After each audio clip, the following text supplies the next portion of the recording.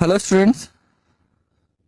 बेटा हमारा जो चैप्टर 2 में टॉपिक चल रहा था वो सेपरेशन ऑफ मिक्सचर, उसी को आगे चलते हैं। कल हमने लास्ट क्लास में जो पढ़ा था वो सॉलिड लिक्विड का सेपरेशन पढ़ा था और लिक्विड लिक्विड का। लिक्विड जहाँ पर लिक्विड जो एक लिक्विड दूसरे लिक्विड में कम्प्लीटली सॉल्युबल था या मिसिबल था, है ना। आज जो हम पढ़ रहे हैं topic separation using separating funnel, यानी हम सेपरेटिंग फनल का यूज करके दो कंपोनेंट को एक दूसरे से सेपरेट करने वाले हैं। यहाँ पर ये जो टेक्निक यूज होती है बेटा फॉर लिक्विड लिक्विड मिक्सचर, यानी दो कंपोनेंट होंगे या तीन कंपोनेंट होंगे, जितने भी कंपोनेंट होंगे सब दो सबके सब लिक्विड होंगे, लिक्विड लिक्विड मिक्सचर होगा। And which are not miscible to each other. यहाँ पर मैंने एक नई टर्म यूज की है बेटा, मिसिबल। कभी भी जब हम सॉलिड लिक्विड की बात करते हैं तो हम बात करते हैं सॉलिबिलिटी की, लेकिन जब हम लिक्विड लिक्विड की बात करते हैं तो हम बात करते हैं मिसिबिलिटी की। यानी मिसिबिलिटी जो टर्म होती है वो लिक्विड लिक्विड के लिए यूज किया जाता है, तो मिसिबल दोनों लिक्विड्स के लिए बात हो रही है, ठीक है ना। अगर कहीं पर भी मिसिबल आता है तो सेपरेटिंग फनल में एक्चुअल में एक एपरेटस होता है। जब हमने कहा कि लिक्विड लिक्विड है, जैसे कि आप ले लीजिए ऑयल एंड वाटर, ले लीजिए ऑयल एंड वाटर। ऑयल की डेंसिटी वाटर से कम होती है और वाटर की डेंसिटी ज्यादा होगी, और ये दोनों एक दूसरे से मिक्स भी नहीं होते। जब हम इन्हें किसी कंटेनर में रखेंगे तो नीचे की तरफ वाटर होगा और ऊपर की तरफ ऑयल होगा, है ना। तो एक्चुअल में क्या है कि जब सेपरेटिंग फनल का यूज करते हो तो सेपरेटिंग फनल एक्चुअल में एक ऐसा कंटेनर है जहां पर जो लास्ट में आकर इस तरह की एक फनल का फॉर्मेशन करता है, और यहाँ पर एक नॉब होती है, ठीक है ना बेटा। आप यहाँ पर मिक्सचर डाल देते हो ऊपर की तरफ। अब जैसे ही आप इसे कुछ देर रखते हो तो जो आपके दोनों इमिसिबल सॉल्यूशन है, मिक्सचर है, कंपोनेंट है, वो एक दूसरे से अलग अलग लेयर बना लेंगे। मैंने वाटर एंड ऑयल का एग्जांपल लिया है, तो नीचे की तरफ वाटर हो जाएगा क्योंकि it is more dense, and ऊपर की तरफ ऑयल हो जाएगा क्योंकि ये लेस डेंसिटी शो करता है। आप क्या करोगे, एक कंटेनर नीचे की तरफ लोगे और वाटर जो है इस नॉब का खोल दोगे। कब तक? ड्रॉप बाय ड्रॉप करोगे। कब तक? जब तक कि ये वाटर कंप्लीटली नीचे की तरफ ना आ जाए। तो वाटर यहाँ आ जाएगा और ऑयल ऊपर की तरफ रह जाएगा आपका। तो ये इसका यूज आप कब करोगे सेपरेटिंग फनल का? जब आपका जो दोनों कंपोनेंट होंगे वो लिक्विड होंगे और दोनों एक दूसरे में मिसिबल ना होंगे, मिक्स ना होते हो। समझ में आ रही है बात? एंड द लास्ट वन,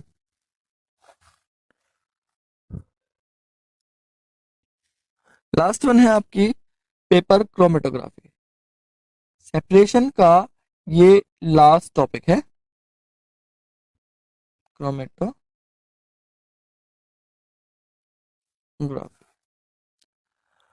तो बेटा पेपर क्रोमेटोग्राफी होता क्या है? मैं पहले आपको पहले इसे क्या कहते हैं, यहाँ पर आपके पास एक लिक्विड है, उसमें एक से ज्यादा कंपोनेंट होते हैं। किसके सेपरेशन के लिए यूज करता है? मैं कह देता हूँ use for separation of the mixture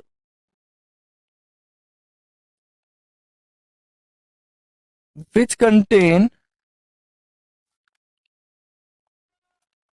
two or more components and which are miscible to each other। एक दूसरे में मिसिबल भी होते हैं, ये चीज याद रखनी है। वो एक दूसरे में मिसिबल भी होते हैं, कंप्लीटली मिक्स होते हैं। लेकिन बेटा पेपर क्रोमेटोग्राफी जो होता है एक चीज पर बेस्ड है, वो लिख देता हूं मैं। It is based on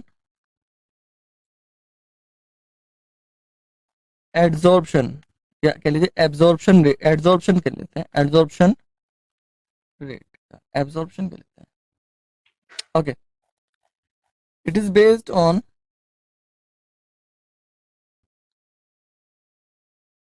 adsorption rate.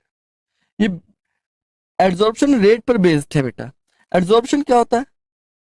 देखो, आपने एक टर्म पढ़ी, आपने एक कॉटन ली और कॉटन को वाटर में डाल दिया। अब क्या होता है कि कॉटन जो है पानी को सोख लेती है, और जो इसकी सरफेस पर होता है और सरफेस के साथ साथ इसकी होल बॉडी, होल बल्क में होता है। यानी हमने एक कंपोनेंट लिया, उसे कोई लिक्विड डाल दिया, और वो कंपोनेंट इसकी सरफेस के साथ साथ पूरे बल्क पे फैल गया।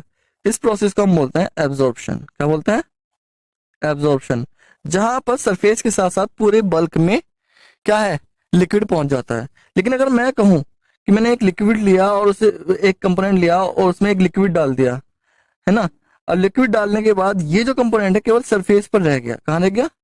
केवल सरफेस पर रह गया, और इसके बल्क पर नहीं पहुंचा, तो इस प्रोसेस को मैं बोलूंगा एड्सॉर्प्शन। तो एड्सॉर्प्शन क्या हुआ? Adsorption is a surface process. क्या है ये?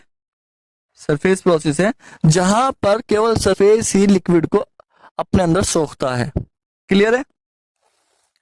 अब ये चीज हमें पता है। अब क्या होता है कि हर कंपोनेंट का अपना अपना एक एब्जॉर्प्शन रेट होता है, या एब्जॉर्प्शन रेट होता है। सबका अपना अपना एक एब्जॉर्प्शन रेट होता है।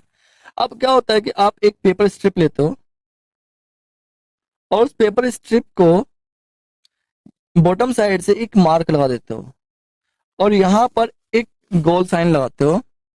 अब क्या करते हो कि भाई यहां पर आप वो कंपोनेंट डालते हो, इसके सेंटर में वो कंपोनेंट लगाते हो जिसे आपको सेपरेट करना है। ठीक है? और फिर इसे एक सॉल्वेंट में डाल देते हो। क्या डाल देते हो? एक सॉल्वेंट में डाल देते हो। अब सॉल्वेंट में आपको इस तरह डालना है कि ये जो पेपर स्ट्रिप है, केवल इसकी ये जो बॉटम लाइन है ये ही डूबे, ये जो मेन लाइन है ये ना डूबे। अब क्या होता है कि जो लिक्विड होता है वो धीरे धीरे इसे, सॉल्वेंट जो है, पेपर पेपर स्ट्रिप सॉल्वेंट को धीरे धीरे एब्जॉर्ब करना शुरू कर देती है। और इस एब्जॉर्ब करने के बाद जो इसमें कंपोनेंट है वो अपने डिफरेंट एब्जॉर्प्शन की वजह से अलग अलग जगह हमें शो होते हैं। समझ में आ रही है बात? तो ये जो चीज है, इसे, इसकी वजह से हम कंपोनेंट्स को अलग अलग सेपरेट आउट कर सकते हैं। इसका आप एग्जांपल ले सकते हो, आप घर पे भी कर सकते हो अगर आपको करना चाहे। तो आपका जो रफ पेज होता है, रफ पेज की एक पेपर स्ट्रिप बनाइए। पेपर स्ट्रिप बनाने के बाद इस तरह की पेपर, इतनी लंबी चौड़ी पेपर स्ट्रिप बना लीजिए। ठीक है? अब उसके बाद उससे 2 सेंटीमीटर, कितना, 2 सेंटीमीटर की डिस्टेंस पे लाइन खींचिए, और उसके सेंटर में एक सर्कल बना दीजिए।